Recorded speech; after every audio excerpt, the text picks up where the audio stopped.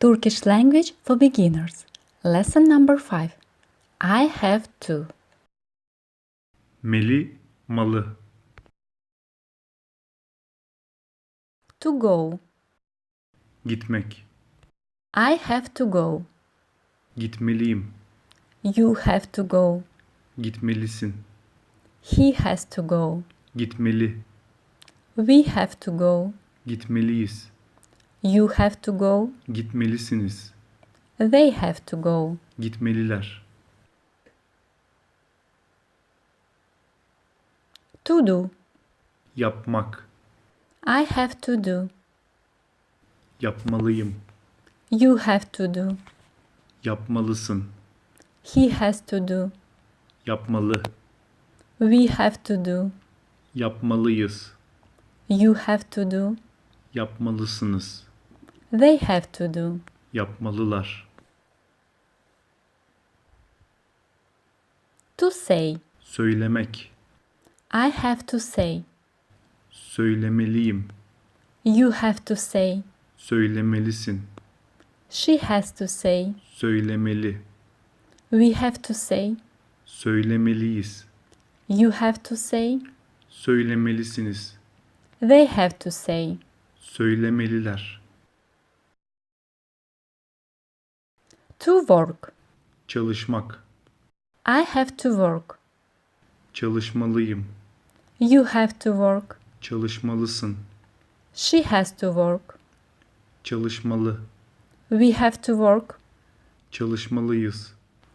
You have to work. Çalışmalısınız. They have to work. Çalışmalılar. To eat. Yemek. I have to eat. Yemeliyim. You have to eat. Yemelisin. He has to eat. Yemeli. We have to eat. Yemeliyiz. You have to eat.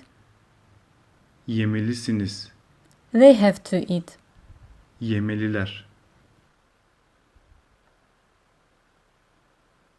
To read. Okumak. I have to read. Okumalıyım. You have to read. Okumalısın. He has to read. Okumalı. We have to read. Okumalıyız. You have to read. Okumalısınız. They have to read. Okumalılar. To give back. Vermek. I have to give back. Vermeliyim. You have to give back. Vermelisin. He has to give back. Vermeli. We have to give back.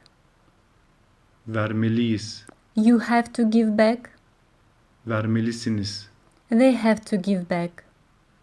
Vermeliler. To buy. Satın almak. I have to buy. Satın almalıyım. You have to buy. Satın almalısın. She has to buy. Satın almalı. We have to buy. Satın almalıyız. You have to buy.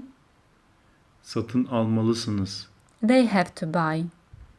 Satın almalılar. To sell. Satmak. I have to sell. Satmalıyım. You have to sell. Satmalısın. She has to sell. Satmalı. We have to sell. Satmalıyız. You have to sell. Satmalısınız. They have to sell. Satmalılar.